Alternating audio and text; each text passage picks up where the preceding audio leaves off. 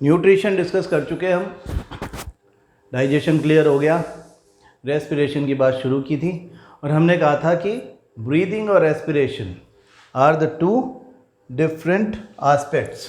Breathing मतलब exchange of gases only and respiration is a chemical reaction which takes place inside the cell, and as a result of that oxidation of glucose takes place and we get energy, cells get energy in the form of ATP, and out of one glucose molecule from aerobic respiration we get 38 ATPs of energy.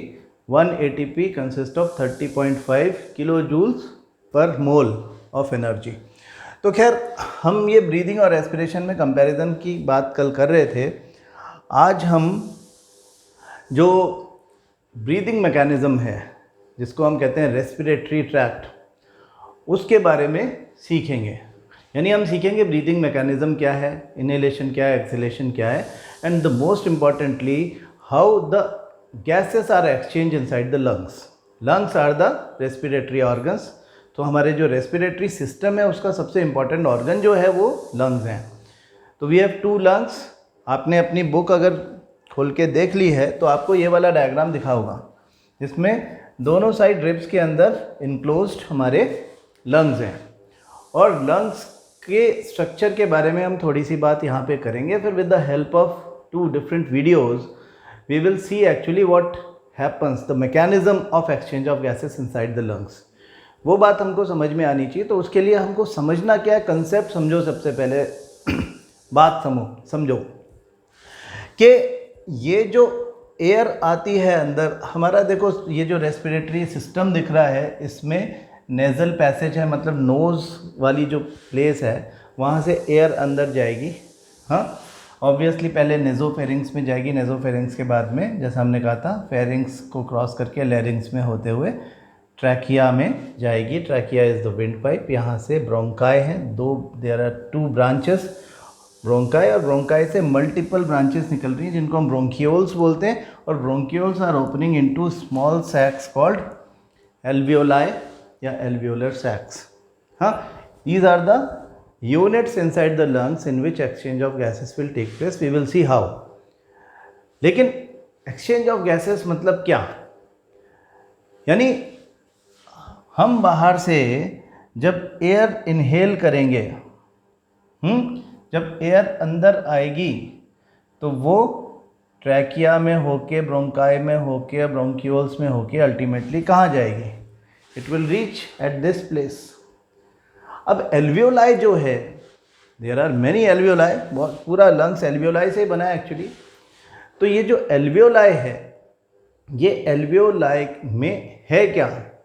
इसकी जो walls हैं ये basically एक छोटा सा pouch है जिसके अंदर dense network of blood capillaries है, जिसमें ब्लड आएगा हार्ट से। हार्ट से ब्लड आएगा, कौन सा वाला? जो पूरी बॉडी से इकट्ठा करके हार्ट में डाला गया है। हमारी बॉडी में बहुत सारी वेन्स होती हैं जो पूरी बॉडी से डीऑक्सीजनेटेड ब्लड, क्योंकि सेल्स जो होती हैं, सेल्स के अंदर देखो रेस्पिरेशन की प्रोसेस के बाद कार्बन डाइऑक्साइड बनती है, ये बात हमने कल की थी। और कार्बन डाइऑक्साइड जो है that is not good for the cell to be stored. Carbon dioxide को सेल यूज़ नहीं कर पाती किसी काम में, तो उसको बाहर निकालना होता है। इसका इकट्ठा होना सेल के लिए अच्छा नहीं है, ये टॉक्सिक होती है, एसिडिक नेचर की होती है, तो इसको बाहर निकाल देते हैं। बाहर निकल के, ये बाहर मतलब सेल्स के बीच में जो स्पेस है जिसको हम इंटरसेल्यूलर स्पेस बोलते हैं, वहाँ निकाल देते हैं। वहाँ भरा हुआ है टिश्यू फ्लूइड, टिश्यू फ्लूइड में डूबी हुई है हमारी ब्लड कैपिलरीज। ये ब्लड कैपिलरीज में घुस जाता है, मतलब ये ब्लड में चला जाता है। कौन? Carbon dioxide. तो कार्बन डाइऑक्साइड जो है वो वाटर में ऑक्सीजन के कंपैरिजन में ज़्यादा डिज़ोल्व होता है। ये ज़्यादातर प्लाज्मा में डिज़ोल्व होकर के डिज़ोल्व फॉर्म में ये मूव करता है इनसाइड द ब्लड वेन्स में। वेन्स हमारी सेल्स के बीच में से जो मटेरियल है उसको इकट्ठा करके और हार्ट के पास लेके जाती है। अब हम कंसर्न है विद कार्बन डाइऑक्साइड, जो कि सेल्स ने ब्लड को दे दिया है। ब्लड उसे लेकर के वेन्स की हेल्प से जा रहा है हार्ट में, और हार्ट उसको पंप कर दे रहा है। इस ब्लड को हम बोलते हैं डीऑक्सीजनेटेड ब्लड। तो हार्ट उस डीऑक्सीजनेटेड ब्लड को पंप कर दे रहा है इनटू द लंग्स। ठीक, अब वो लंग्स में आने के बाद ब्लड एक्चुअली एल्वियोलर सैक्स की वॉल्स में जाता है, और यहाँ पे वो जो एयर हमने इनहेल करी थी वो एयर यहाँ पर पहुँची हुई है। तो यहाँ पर जो एक्सचेंज ऑफ गैसेस होगा उसमें एयर में जो ऑक्सीजन है वो तो ब्लड में चली जाएगी। कैसे चली जाएगी वो हम थोड़ी देर में बात करेंगे। और ब्लड अपने साथ जो कार्बन डाइऑक्साइड लेके आया है उस कार्बन डाइऑक्साइड को एल्वियोलाई में एक्सहेल कर मतलब रिलीज़ कर देगा। अब एयर में ये वाला कार्बन डाइऑक्साइड और ऐड हो गया जो कि हमारी बॉडी ने लूज़ किया है। एक्सेलेशन की प्रोसेस में वापस ये एयर बाहर निकलेगी and it will be released out of the body. तो जो कार्बन डाइऑक्साइड सेल्स से निकल के ब्लड में आ गया था, सेल्स में बना था रेस्पिरेशन की प्रोसेस में, सेल से निकला इंटरसेल्यूलर स्पेस में गया, इंटरसेल्यूलर स्पेस से ब्लड कैपिलरीज में गया यानी कि ब्लड में मिल गया, और ब्लड उसे लेकर के हार्ट में आया, हार्ट ने उसको लंग्स में भेजा, लंग्स के अंदर एल्वियोलर सैक्स में उनको रिलीज़ कर दिया या एल्वियोलाई में उनको रिलीज़ कर दिया गया, और एल्वियोलाई से फिर वो बाहर निकल गया, पूरी बॉडी से बाहर निकल गया। तो this is how the excretion of carbon dioxide takes place. Excretion बोलते हैं हम, removal of carbon dioxide, this is a kind of excretion. क्यों? मैंने आपको बताया था this is a metabolite of respiration. तो खैर एक बात तो ये हुई यहाँ पे एल्वियोलर सैक्स में कि कार्बन डाइऑक्साइड जो कि बॉडी सेल्स ने छोड़ दी थी, बॉडी में घूम रही थी ब्लड में, वो सब यहाँ पे आएगी और यहाँ से बाहर निकल जाएगी। दूसरी चीज़ ऑक्सीजन जो हमने इनहेल की है, that is required by each and every cell of the body every second because this oxygen is required in the aerobic respiration process inside the mitochondria। तो क्या होगा कि ये ऑक्सीजन इस एल्वियोलर सैक में जब जाएगी तो फिर वो ब्लड में एंटर कर जाएगी। ब्लड में आरबीसी है, रेड ब्लड सेल्स, उसके साथ में जो हीमोग्लोबिन होता है एक मॉलिक्यूल, उसके साथ अटैच होकर के चली जाती है और फिर हार्ट में जाएगी। हार्ट से heart will distribute it through the aorta and arteries to the various parts of the body. तो ये जो आर्टरीज होती हैं वो अपने आर्टीरियोल्स और देन कैपिलरीज में डिवाइड होकर के इंटरसेल्यूलर स्पेसेस में ही ऑक्सीजन को रिलीज़ कर देते हैं। तो उस इंटरसेल्यूलर स्पेसेस में जो टिश्यू फ्लूइड भरा हुआ है वहाँ पे ऑक्सीजन जाएगा और वहाँ से सेल में एंटर कर जाएगा। तो ये एक्सचेंज ऑफ गैसेस के लिए ये पूरा सिस्टम समझना बहुत ज़रूरी है। हमें इस सिस्टम का एक रफ डिज़ाइन पता होना चाहिए कि यहाँ पे ये नेसल पैसेज है, हाँ, यानी नोज़ है। नेसल पैसेज में क्या क्या होता है? हेयर होते हैं, हेयर्स एंड म्यूकस, है ना। Hairs and mucus work as number 1 filter for the air to be inhaled. जो एयर बाहर से अंदर गई है उसमें छोटे छोटे डस्ट पार्टिकल्स हो सकते हैं, कुछ और इम्प्योरिटीज़ हो सकती हैं। तो हेयर्स एंड म्यूकस मिल करके उन सब इम्प्योरिटीज़ को यहीं पे नेसल पैसेज में ही रोक देते हैं, अंदर हमारे सिस्टम में एंटर नहीं करने देते। तो पहला तो ये फिल्टर का काम कर रहे हैं, केवल क्लीन एयर को ही अंदर भेज रहे हैं। और दूसरी चीज़ ये क्या कर रहे हैं कि खास करके म्यूकस की वजह से the temperature of the air is regulated.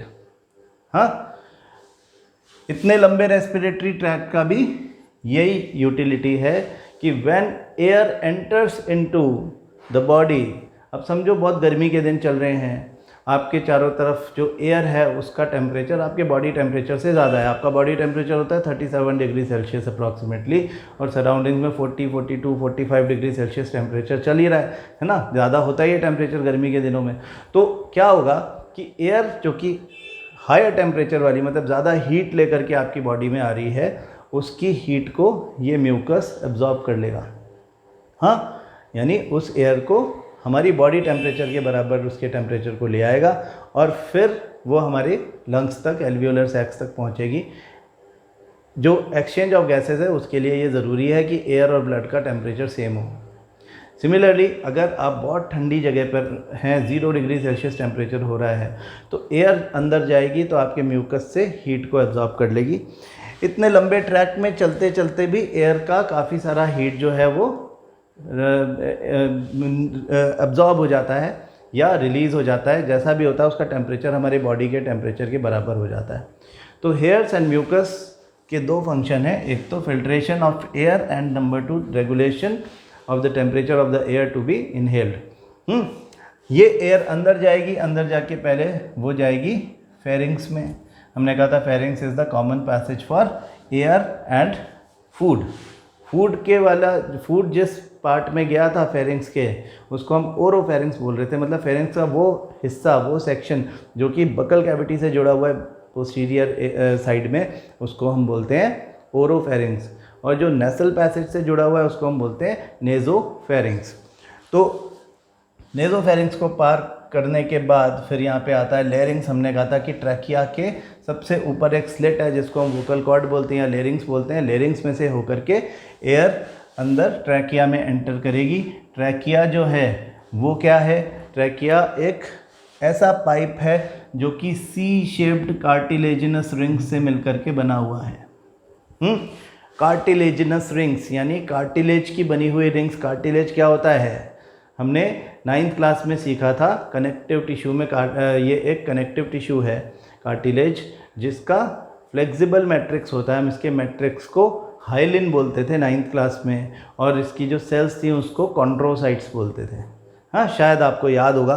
तो ये जो कॉन्ड्रोसाइट्स और हाइलिन मिलकर के ये एक बड़ा कमाल का टिश्यू बनाते हैं जो कि रिजिडिटी भी प्रोवाइड करता है, लेकिन साथ के साथ ही वो फ्लेक्सिबिलिटी भी प्रोवाइड करता है। तो हमारी जो ये विंड पाइप है ना, इस विंड पाइप में फ्लेक्सिबिलिटी भी है। इसकी वजह से हमारी नेक का मूवमेंट हो पाता है।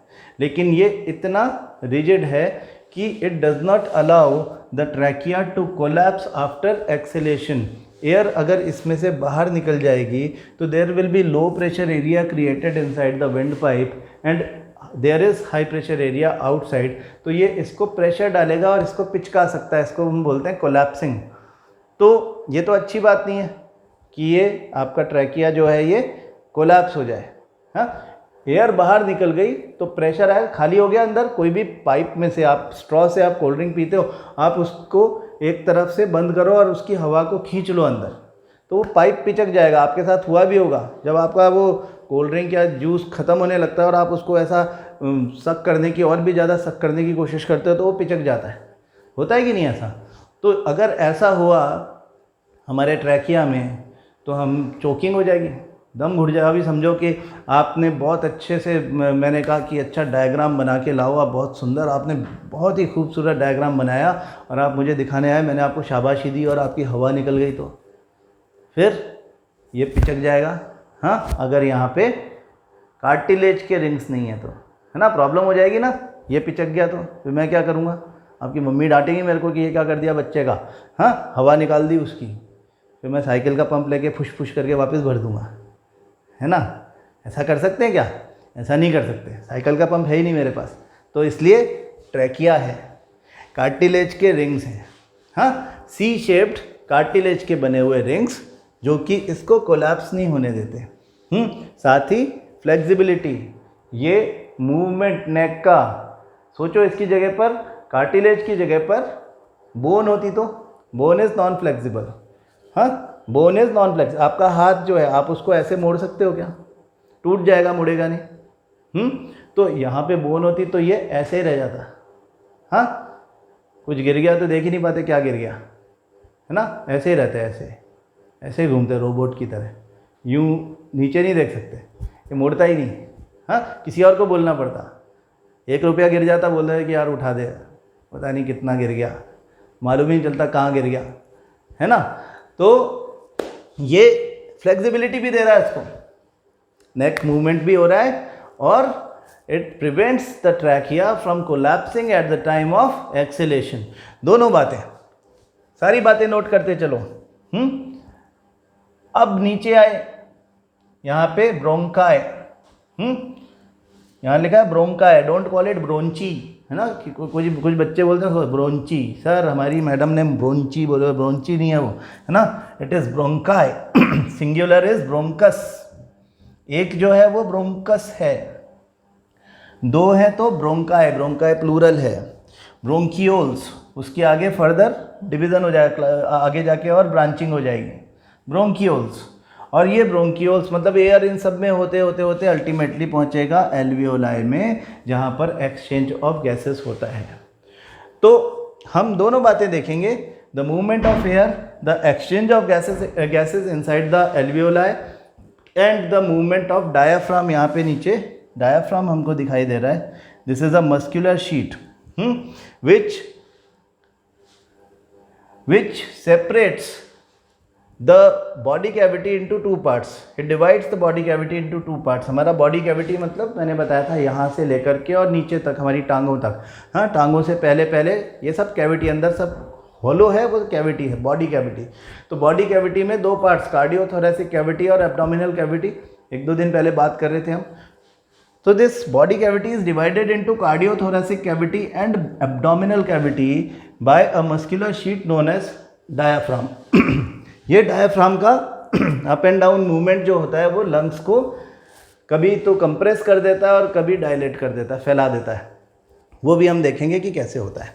तो we will take the help of 2 videos, जो कि आपको एक वीडियो जो है, मैं पहले वीडियो आपको दिखाऊंगा वो एक आपको सिंपलर स्ट्रक्चर दिखाएगा, और फिर उसके बाद अंदर हम एक्सचेंज ऑफ गैसेस ठीक से समझने के लिए दूसरा वीडियो यूज़ करेंगे। तो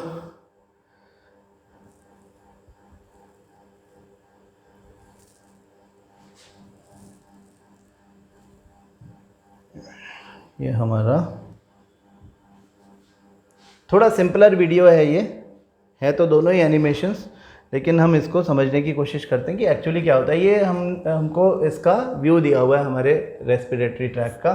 तो नेसल पैसेज में एयर या ऑक्सीजन इस तरह से इन्होंने शो की हुई है। तो air enters into it and travels through the trachea. तो यहाँ पे नेसल पैसेज है, हमने कहा नेसल पैसेज जो है उसके थ्रू होकर के एयर जा रही है। यहाँ पे म्यूकस है, हेयर है, जो कि रेगुलेशन ऑफ टेम्परेचर भी करेंगे और साथ में उसको फिल्टर का काम भी करेंगे। ट्रैकिया में सी शेप्ड कार्टिलेजिनस रिंग्स, हाँ, कार्टिलेज के बने हुए रिंग्स हैं, कार्टिलेजिनस रिंग्स, जिसके बारे में मैं अभी आपको बता चुका हूँ कि उसका क्या फीचर, क्या फंक्शन है। The air passes through the bronchi before entering the lungs.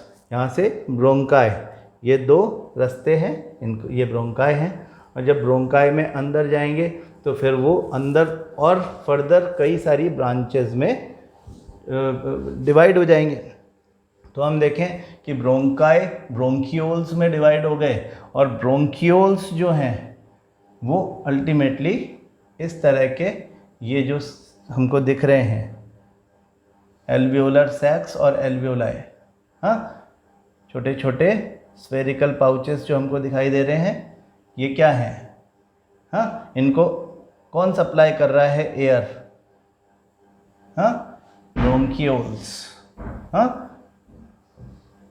Bronchioles.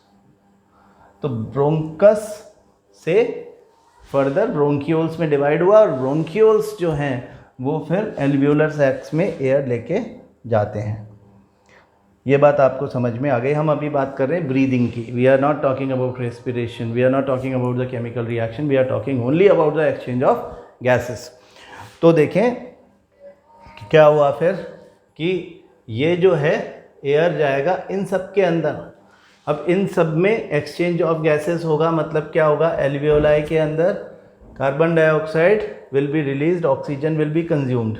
तो कार्बन डाइऑक्साइड जो रिलीज हुई that will be thrown out back, oxygen will be taken in.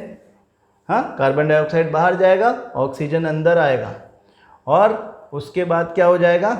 उसके बाद वो कार्बन डाइऑक्साइड जो है उसको रिमूव कर दिया जाएगा। हाँ, अब देखो क्या होता है, जब एक्सचेंज ऑफ गैसेस हो रहा होता है तो उस समय 3 चीज़ें इंपॉर्टेंट हैं। हाँ, हम अगर देखें हमारे कार्डियोथोरेसिक कैविटी को, यहाँ पे बीच में हमको डायफ्राम दिख रहा है, दिस इज डायफ्राम। डायफ्राम का रोल बड़ा क्रूशियल है इसके मूवमेंट में। ये पूरी हमारी रिब्स जो हैं, रिब्स के अंदर ये जो कार्डियोथोरेसिक कैविटी है जिसके अंदर लंग्स हैं, अगर हमको लंग्स को पुश करना है जिससे कि उसमें से एयर बाहर निकल जाए, तो उसके लिए डायफ्राम को ऊपर की तरफ मूव करना पड़ेगा। हाँ, डायफ्राम का मूवमेंट होगा अपवर्ड्स। हाँ, और जो रिब्स होंगे दे विल मूव इनवर्ड्स, अंदर की तरफ। और इधर बोन होता है फ्रंट पे यहाँ जो बोन होती है जिसको हम स्टर्नम बोलते हैं, it will also go downwards. इस वजह से क्या होगा, लंग्स के ऊपर हाई प्रेशर क्रिएट होगा। High pressure will be created inside the lungs and the air will move from high pressure area inside the lungs to low pressure area outside. अंदर से बाहर की तरफ मूवमेंट होगा एयर का। The process is known as exhalation.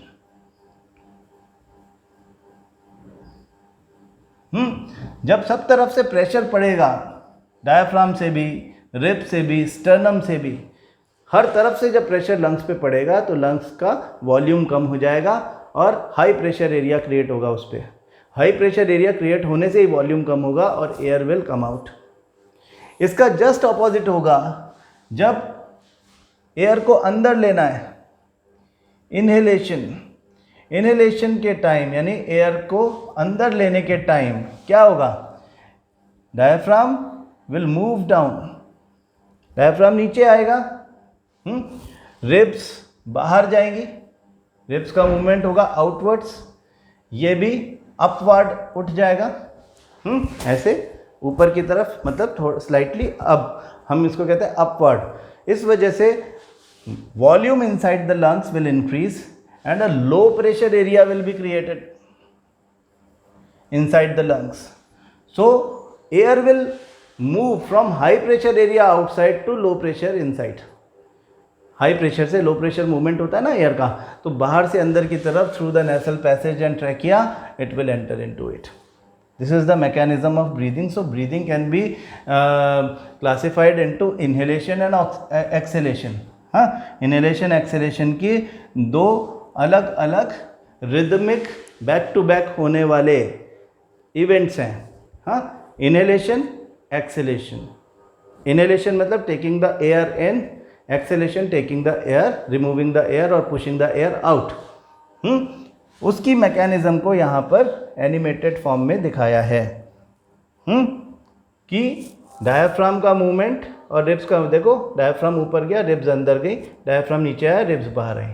हाँ, this movement continuously lungs को push and dilated करता रहता है बारी बारी से, तो लंग्स की ये मूवमेंट होती रहती है। अब इनसाइड द एल्वियोलाई क्या होता है, एल्वियोलाई में जो, अब देखो इसके साथ में क्या है, हमने कहा कि एल्वियोलर सैक्स में एयर आई है बाहर से, लंग्स में एयर आई है ना बाहर से, उस एयर में ऑक्सीजन है अप्रॉक्सीमेटली 21%।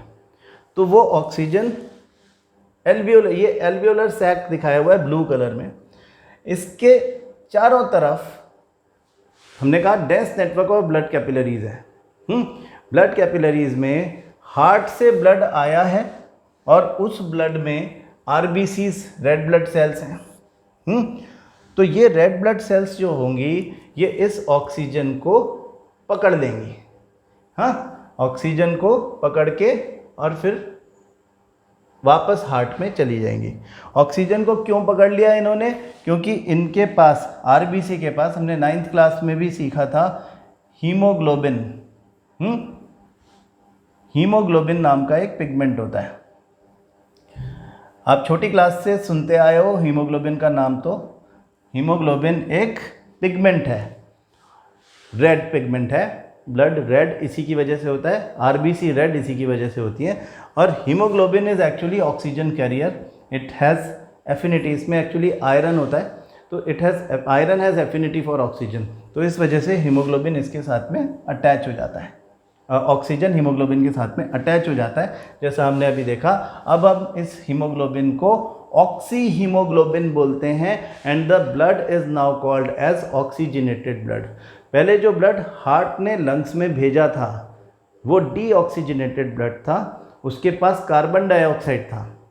हाँ, तो कार्बन डाइऑक्साइड वाला ब्लड जो है वो अपनी कार्बन डाइऑक्साइड इसमें ही निकालेगा एल्वियोलर सैक में, मतलब यहाँ से कार्बन डाइऑक्साइड अंदर आएगी और ऑक्सीजन यहाँ से, O2 यहाँ से बाहर जाएगी, मतलब बाहर in the sense carbon dioxide में जाएगी। एल्वियोलर सैक से बाहर मतलब एल्वियोलर ब्लड के अंदर, यानी आरबीसी में O2 जा कर के मिल गया, इस तरह से उसने ऑक्सी हीमोग्लोबिन बना दिया, ब्लड ऑक्सीजनेटेड ब्लड हो गया और कार्बन डाइऑक्साइड जो इसमें डिज़ोल्व होके आया था वो इसमें रिलीज हो जाता है and becomes a part of the air which has to be removed out of the body.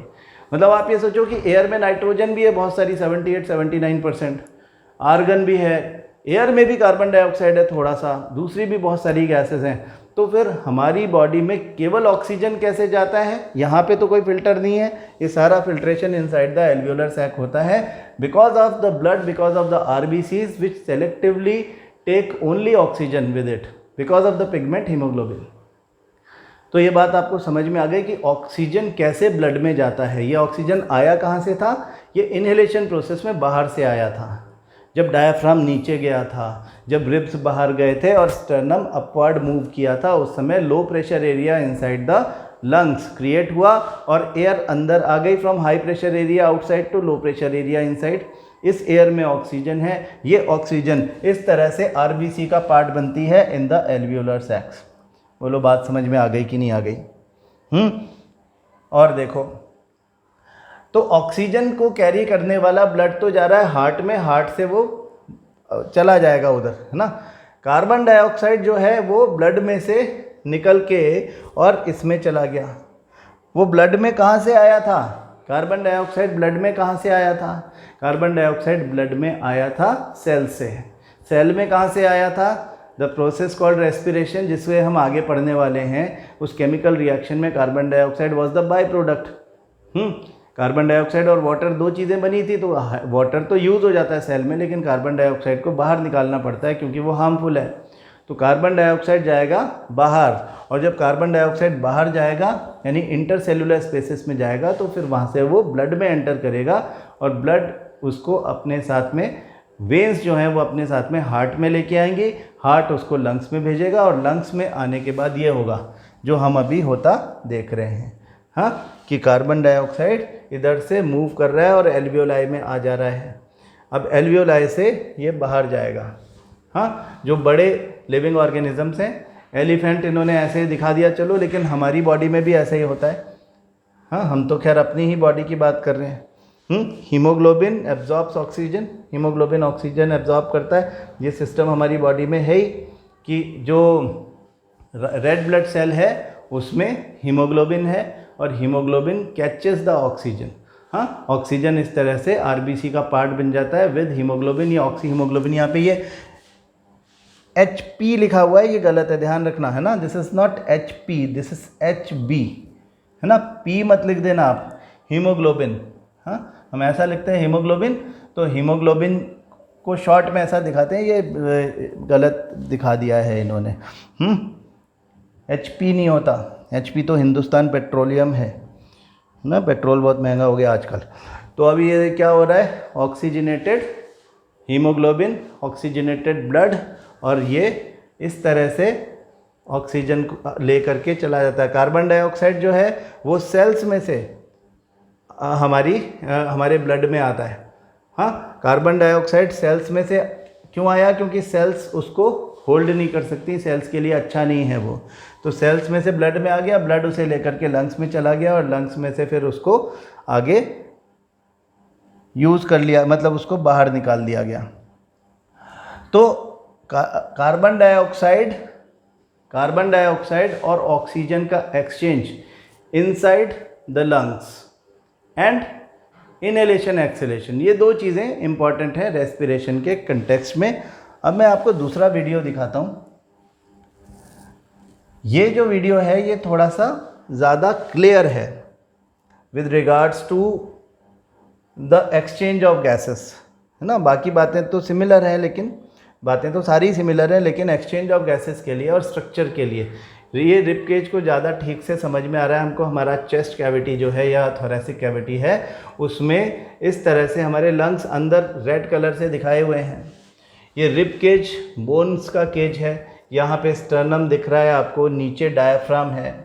हाँ, तो ये डायाफ्राम की मूवमेंट से लंग्स का, अब ये लंग्स देखो, ये 3 लोब्स दिख रहे हैं। एक लंग्स, ये जो हमारा राइट लंग है इसमें 3 लोब्स हैं, लेफ़्ट साइड का जो है उसमें 2 ही लोब्स होते हैं।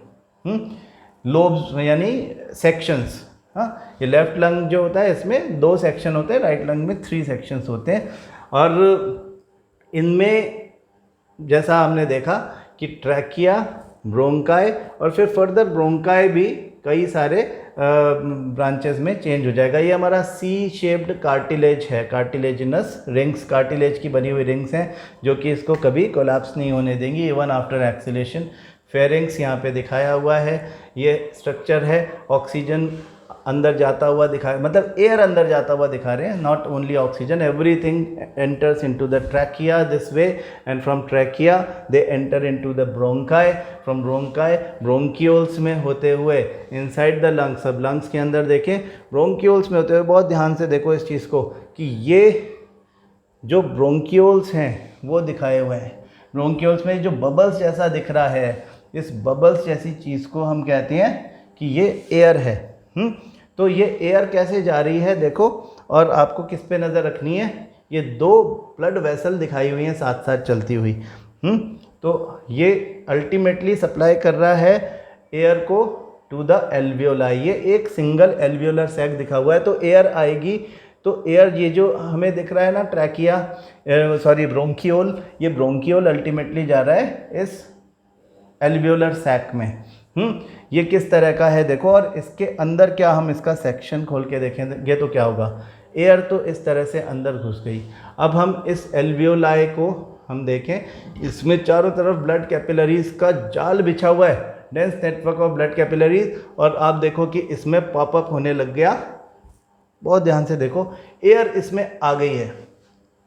इसके सब सेक्शन में, यानी ये एल्वियोलाई में एक सिंगल एल्वियोलाई को हम एल्वियोलस बोलते हैं या एल्वियोलर सैक बोलते हैं, मल्टीपल हैं। अब खूब सारे ये एल्वियोलर सैक्स हैं, एयर आ गई है इसके अंदर, है ना, ये एल्वियोलर चैम्बर बोल सकते हैं हम इसको। इसके बाहर ये ब्लड वेसल है जो ब्लड को लेके आ रही है, इसको ब्लू कलर से दिखाया गया है, देखो इसमें ब्लू कलर दिख रहा है। आरबीसी भी हमको ब्लू कलर की दिख रही है। ब्लू कलर ये इंडिकेट करता है कि वहाँ पे ऑक्सीजन नहीं है। हाँ, ब्लू कलर हमेशा लैक ऑफ ऑक्सीजन को डिनोट करते हैं। आपने सुना होगा कि कभी किसी के ब्रीदिंग मतलब ऑक्सीजन की शॉर्टेज हो गई तो उसके लिप्स जो होते हैं वो ब्लू होने लग जाते हैं ना, कहते हैं कि नीला पड़ गया, मतलब ऑक्सीजन की शॉर्टेज हो गई।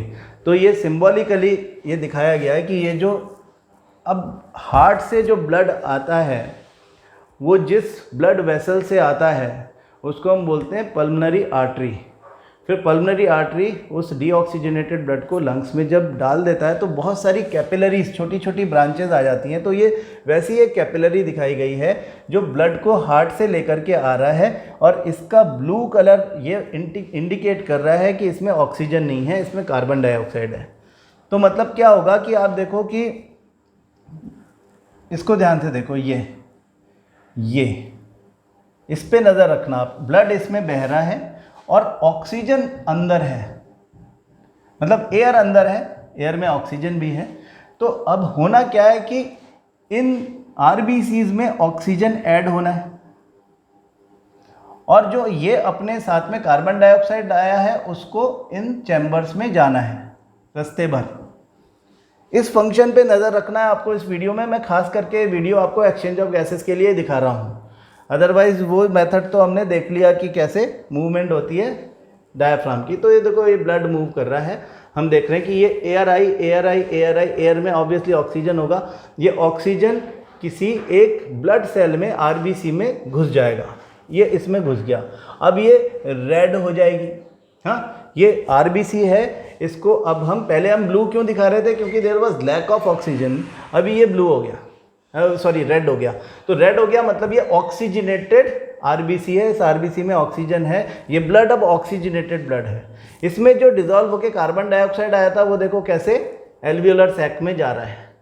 हाँ, तो this is a wonderful mechanism which continuous moving, मतलब आपका जो ब्लड है उसकी मूवमेंट को बिना रोके हुए है, लगातार ब्लड चलता रहता है, एयर लगातार आते रहती है, और उस एयर में जो ऑक्सीजन है वो ब्लड में एंटर होते रहती है, आरबीसी में एंटर होते रहती है, और कार्बन डाइऑक्साइड जो सेल से लेकर के ब्लड आया है उसको एल्वियोलर सैक में पुश करता रहता है।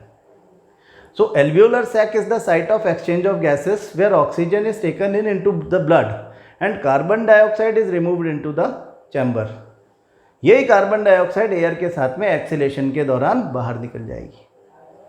ठीक है, तो फिर आगे क्या होगा, ये एयर इसमें चली गई तो अब ये वापस जाने लग जाएगा, जहाँ से आया था वही रास्ता है। देखो एल्वियोलर, ये ब्रोंकियोल का, ये जो एल्वियोलर सैक से ब्रोंकियोल में मूवमेंट हो रहा है एयर का, ये घूमता घूमता वापस ब्रोंकाई में जाएगा और ब्रोंकाई से वापस वो आपके ट्रैकिया में होता हुआ, नेसल पैसेज में होता हुआ बाहर निकल जाएगा। This is acceleration. Inhalation acceleration के दौरान अंदर एक्सचेंज ऑफ गैसेस कैसे हुआ, ये आपको ये वीडियो दिखाता है। बाकी बातें तो वही हैं। देखो कि डायाफ्राम का मूवमेंट अप एंड डाउन, अब डायाफ्राम का मूवमेंट नीचे की तरफ हो गया, मतलब डायाफ्राम नीचे चला गया, रिब्स बाहर आ गए मतलब आउटवर्ड मूव कर गए, और स्टर्नम थोड़ा सा अपवर्ड मूव कर गया। The volume of the lungs increased and the pressure inside the lungs is minimised. So from high pressure area to low pressure area air enters and the alveolar sacs are full. हाँ, अभी वो inflated हो गए हैं, फैल गए हैं। Diaphragm ऊपर मूव करेगा, रिब्स अंदर मूव करेगी, स्टर्नम नीचे जाएगी, तो ये वापस से पिचक जाएंगे, एयर वापस से बाहर निकल जाएगी। That is known as exhalation. ये एक्सेलेशन हो रहा है। अब इम्पॉर्टेंट बात देखो, यहाँ पे एक और है। जब एक्सेलेशन हो रहा होता है, ये एक्सेलेशन जब हो गया, ये एयर बाहर निकल गई है, हाँ, तो उस समय भी इस पूरे सिस्टम में एक मिनिमम अमाउंट ऑफ एयर रहता है।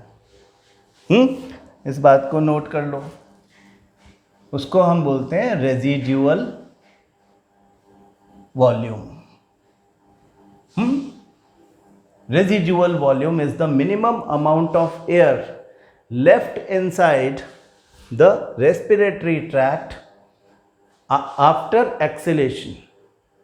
एक्सेलेशन में हम समझते हैं कि जितनी भी एयर अंदर है, एक कॉमन पर्सन समझता है कि जितनी भी एयर होगी रेस्पिरेटरी ट्रैक्ट में, सिस्टम में, वो सब बाहर निकल जाना चाहिए। एक्सेलेशन मतलब रिमूवल ऑफ एयर, इनहेलेशन मतलब टेकिंग द एयर इन। लेकिन ये सारी एयर नहीं निकलती, थोड़ी अंदर रह जाती है। इसका क्या इम्पोर्टेंस या सिग्निफिकेंस होगा, इससे क्या फ़ायदा, हाँ, कि अंदर थोड़ी सी एयर इवन आफ्टर एक्सेलेशन रह जाए। रेजिडुअल वॉल्यूम का क्या इम्पोर्टेंस है, ये आपका 2 मार्क का क्वेश्चन हो सकता है, कभी कभी 3 मार्क का क्वेश्चन भी हो सकता है, डिपेंड करता है कि किस तरह का एग्ज़ाम आपका है। तो रेजिडुअल वॉल्यूम की इम्पोर्टेंस क्या है कि देखो, ये वाला जो सेक्शन है जिसको हम लंग्स बोल रहे हैं, लंग्स में जो एल्वियोलर सैक्स बोल रहे हैं हम, एल्वियोलर सैक्स का आपने स्ट्रक्चर देखा। थोड़ा सा पीछे चल के दोबारा से देख लेते हैं कि एल्वियोलर सैक हमको कैसे दिखते हैं। हाँ, इस तरह के सेक्शन देखे हमने एल्वियोलर सैक के।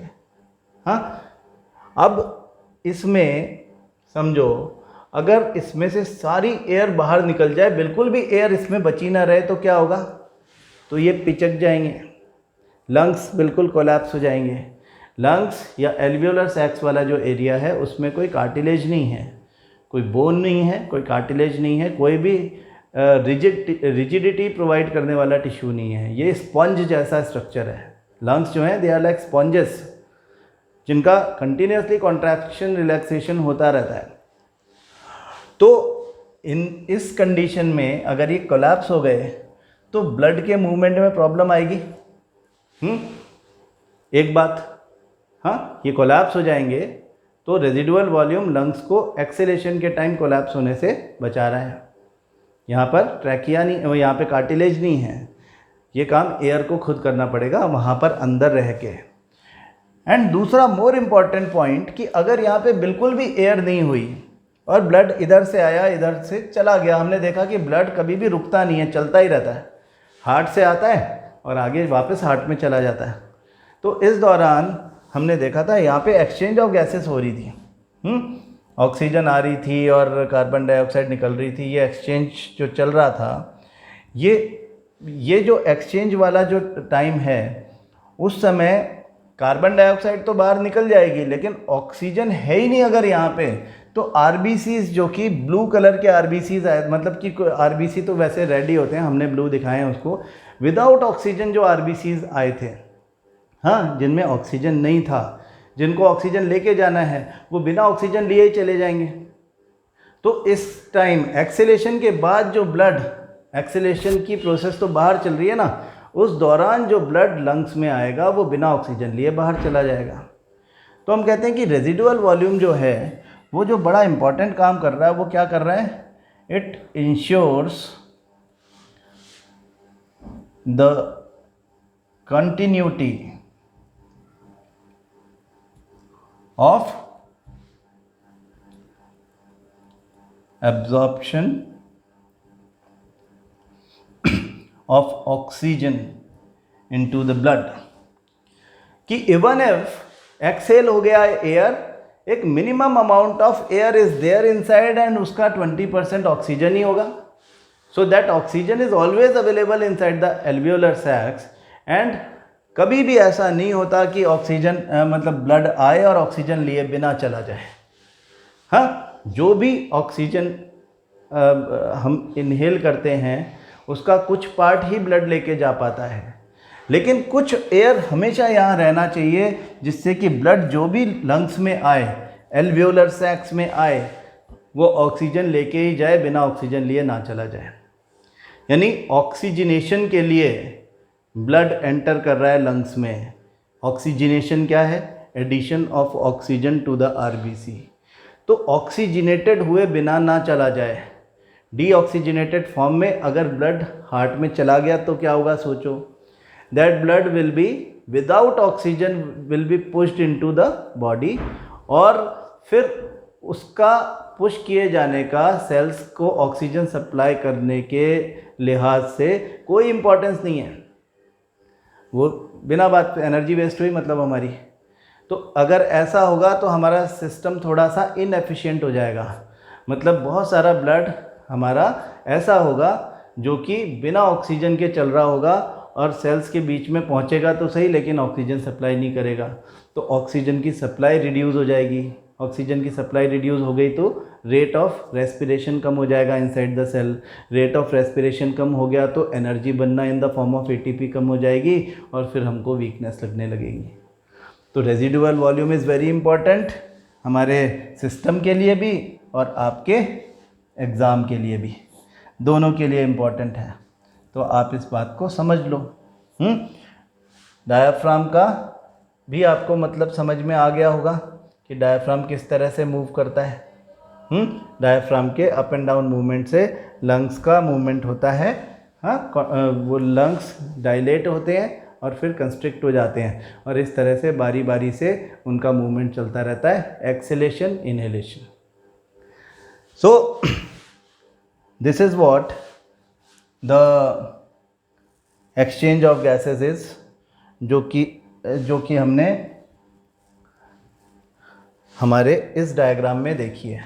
मतलब इस डायग्राम में अब आप दोबारा आप चीज़ों को याद करें कि हमने नेसल पैसेज देखा, जब डायफ्राम डाउनवर्ड मूवमेंट करता है, जब डायफ्राम नीचे की तरफ मूवमेंट करता है, रिब्स आउटवर्ड्स मूवमेंट करते हैं, और स्टर्नम जो कि चेस्ट बोन है वो अपवर्ड मूवमेंट करती है, तो volume inside the lungs reduces, volume increases, the pressure reduces, and from high pressure to low pressure area air enters into it, we call it inhalation. जब diaphragm upward movement करता है, ribs अंदर जाती हैं, sternum भी नीचे चली जाती है, वॉल्यूम कम होता है, प्रेशर बढ़ता है inside the lungs, high pressure area to low pressure area, outside from the inside air बाहर जाता है, we call it exhalation. Diaphragm का मूवमेंट हम कंट्रोल एंड कोऑर्डिनेशन चैप्टर में वैसे पढ़ेंगे इसके बारे में। डायफ्राम का मूवमेंट एक इनवॉलंटरी एक्शन है, यानी कि आप उसे कंट्रोल नहीं करते, आप सो रहे हो उस समय भी आपका ब्रीदिंग चलता रहता है। कभी सुना है क्या ऐसा कि सांस लेना भूल गया था जी, सो गया था, है ना, सो गया था तो भी कोई बात नहीं, ये इनवॉलंटरी एक्शन है, मतलब वो एक्शन है जो कि हमारी कंट्रोल में नहीं होता। हमारा जो ब्रेन है वो अपने आप ही उसको रेगुलेट कोऑर्डिनेट करते रहता है और ये मूवमेंट अपने आप चलती रहती है। ठीक है, तो आज आपने सीखा है ब्रीदिंग के बारे में, एक्सचेंज ऑफ गैसेस के बारे में। कल हम पढ़ेंगे respirations, types of respirations and other questions associated with them. Thank you.